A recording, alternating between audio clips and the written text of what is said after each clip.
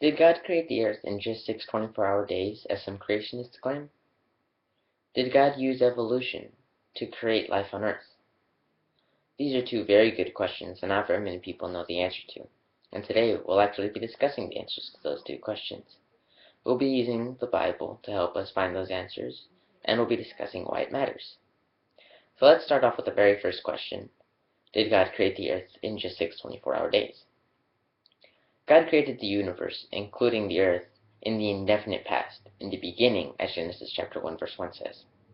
Modern science agrees that the universe had a beginning, and a recent scientific model suggests it to be almost 14 billion years old.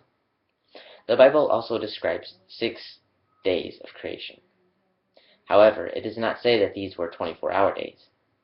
In fact, the Bible uses the word day to refer to various lengths of time.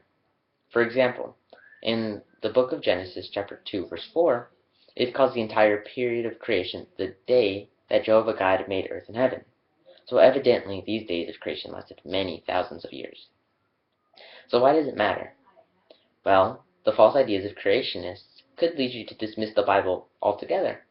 But on the other hand, if the Bible actually contains a credible account of creation, you stand to benefit from its storehouse of practical wisdom. So let's move on to the second question. Did God use evolution to create life on earth? Well, what does the Bible have to say about it? God did not make life in a simple form and allow it to evolve into more complex forms. Instead, he created basic kinds of complex plants and animals, which then reproduced according to their kinds, as brought up in Genesis chapter 1, verses 11, 21, and 24. So this process, which continues today, has actually resulted in the earth being filled with the same kinds of life that God originally created. The Bible does not specify how much variation can occur with a kind, but it might result when animals within a kind interbreed and adapt to their environment.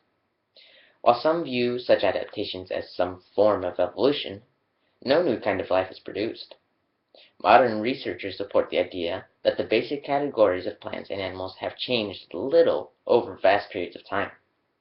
So why does this matter? Well, the Bible's scientific accuracy describing basic kinds of life strengthens its credibility in other areas, including history and prophecy.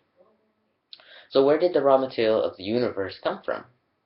Isaiah 45:12 says, "I stretch out the heavens of my own hands," and that's God speaking.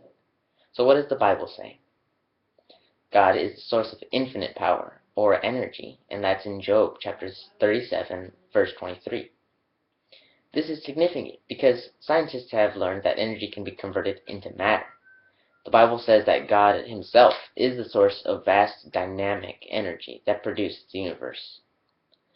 God promises to use his power to sustain his creation, for the Bible says regarding the sun, moon, and stars, God keeps them established forever and ever. And that's in Psalms chapter 148, verses 3 through 6. So why does it matter? Well, the astronomer Alan Sandage once said, "Science cannot answer the deepest questions. As soon as you ask why is there something instead of nothing, you have gone beyond science." So not only does the Bible explain creation in a way that harmonizes with science, but it also answers questions that science cannot. And with that said, I would gladly like to introduce jw.org, a fantastic Bible-based website. Not only does this website answer mind-boggling answers about creation, but it also contains many amazing articles, downloadable content, and videos for children, teens, and adults in over 300 languages. I recommend that you visit this website, and I promise you, you might find something interesting.